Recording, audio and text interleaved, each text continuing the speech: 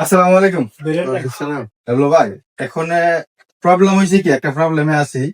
প্রবলেমটা হচ্ছে যে আমার পাসপোর্টের মেয়াদ আছে মনে করেন 6-7 মাস।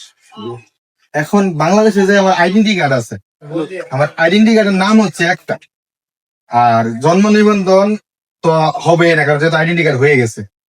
তো এই প্রবলেমটা পাসপোর্টের নামের সাথে আইডেন্টি কার্ডের নামের কোনো ম্যাচ নাই। এখন করণীয়টা কি? আর যদি জন্ম নিবন্ধন নতুন করে বানাইতে চাই, আপনারা তো ভালো করে জানেন বাংলাদেশের কি পরিস্থিতি, আর যে পরিমাণ টাকা চায়, আর যেই মনে করেন কাগজপত্রের জন্য যে হেনস্থ করে, এখন কেমনে কি করা এই প্রবাসের মাটিতে? সবচাইতে নাম্বার ওয়ান ভুল হচ্ছে আপনি এমন একটা দেশে জন্ম নিছেন, এটা হচ্ছে সবচাইতে বড় অপরাধ।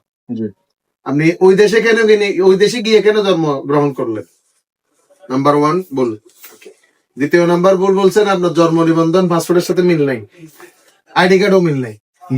আপনার পাসপোর্টে চেক করতে হবে কোন জন্ম এই কি আপনার পাসপোর্টের সাথে ভোটার আইডি কার্ডের মিল আছে, কানেক্ট আছে কিনা।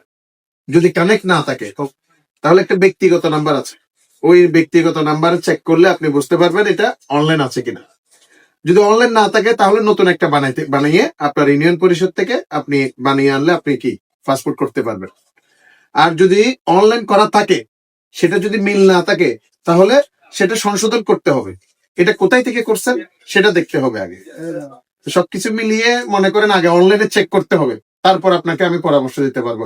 এখন আইসেন আপনি শুধু মোবাইল একটা লই দৌড়াই আইবেন পাসপোর্ট লইয়া। ভাই আমাদের ভালোবাসার মানুষ হয়েছেন আপনি, আর আমাদের মেইন উদ্দেশ্য হয়েছে কি, আপনার কাছে না এলে তো এটা বুঝতে পারতাম না। জি, কারণ আমার তো এরকম জ্ঞান নাই, কাজ করি নাই, তো যে কারণে আপনার কাছে আসা, যে জিনিসটা ভালো করে বুঝার জন্য ভাই। তো আপনি যেভাবে বুঝাই দিচ্ছেন, পাসপোর্ট লইয়া আসেন। যারাই আসবেন ভাইয়ের ভিডিও দেখে আমার কাছে, যারা পাসপোর্ট সম্বন্ধে বোঝার জন্য আসবেন, পাসপোর্ট কপি ক্লিয়ার আনতে হবে। পাসপোর্ট কপি ক্লিয়ার না আনলে আমি কিন্তু মানে দিব না, কি পরামর্শ দিব না। পাসপোর্ট কপি ক্লিয়ার আনেন, আর না হলে অরিজিনাল পাসপোর্ট নিয়ে আসেন। যারা আমার মতো প্রবলেমে আছেন, যারা আমার মতো প্রবলেম ফেস করতেছেন বাহারানের মাটিতে, যাদের পাসপোর্ট নিয়ে ইস্যু চলতেছে, জন্ম নিবন্ধন নিয়ে ইস্যু চলতেছে, এরকম বুঝার কিছু যদি কেউ থাকেন, তো অবশ্যই অরিজিনাল পাসপোর্ট বা পাসপোর্টের ফটোকপি যেটা আছে, একদম ক্লিয়ার ফটোকপি নিয়ে লাভলো ভাইয়ের কাছে বুঝতে আসবেন। সবাই ভালো থাকবেন, আল্লাহ হাফেজ।